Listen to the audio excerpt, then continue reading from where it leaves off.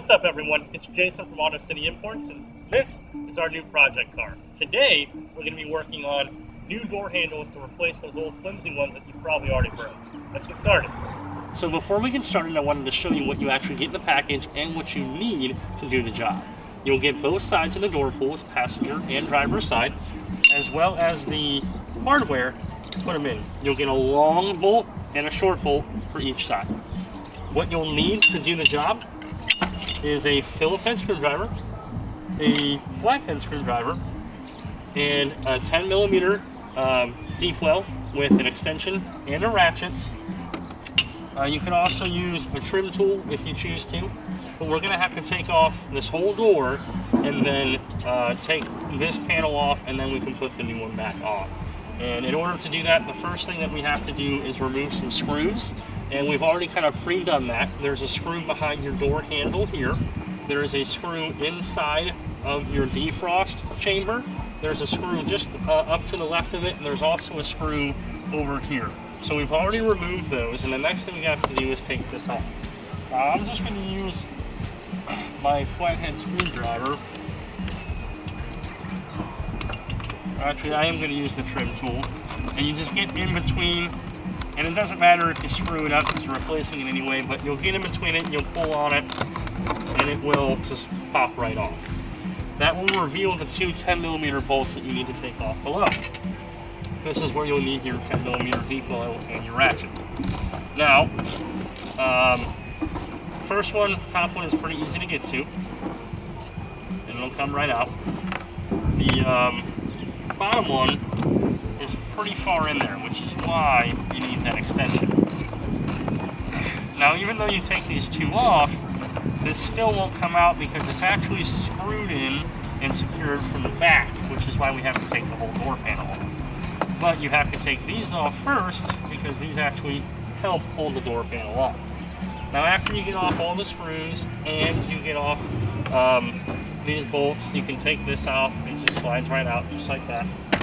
And then you should be able to lift up and towards yourself to get this actual panel off. Now, we haven't done it yet, so it may take a little bit of time, but it should just lift up and out to come up, just like that. Now, you will have a connection for your speaker and all of your controls over here that you'll have to disconnect. There's just two of them. They have little pressure clips. All you do is pull on them, or push in the clip and take them off. Now, there is one here that you'll need a pair of pliers for, or you can just use your finger like I'm doing, and it'll pop right out. Now, we can flip this around so you can see what we're looking at here.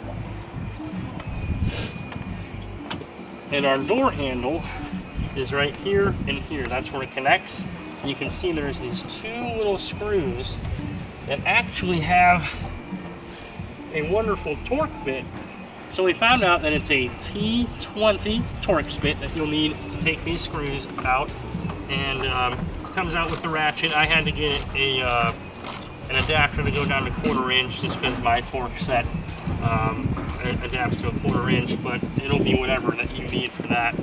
But those will come out. You don't have to put those back in with the new one. And actually, I'm going to need the extension on this too. We're almost finished getting this bottom one out here. As I'm doing this, I can see it starting to release on the other side. So once you pull those two out, we'll flip this back around, and you'll see this just kind of comes right out, and that's the piece you want to discard. And because of the way that we're doing this, you don't have to put that piece back on. We're going to reconnect our connections here. Pop these back in here. This will go back on again by linking up top. Make sure it's in the grooves up top, and then you'll feel it snap into place down below, like so. So now that's secure. And we will grab our passenger side, and you can see it'll sit just like that on. So her battery died, but we just clapped this back on, and now all we have to do is put these provided hardwares in. And again, that's with our 5mm Allen key. You will have to line them up, and it may be a little harder because of the way that this was kind of a guide for you in the past.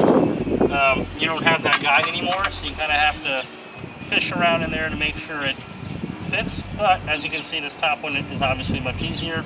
Leave it a little loose, that way you can line up the bottom one and still have a little bit of play in it. And then once you get that done, you'll need to that one just went right in too. You'll need to put the screws back in. Again, there are 2 on this side, 1 on this side, and then put the cover back on here and put the one back in there, and you're all set. So I'm going to go ahead and tighten this down. Again, these are solid aluminum. Very, very, very strong.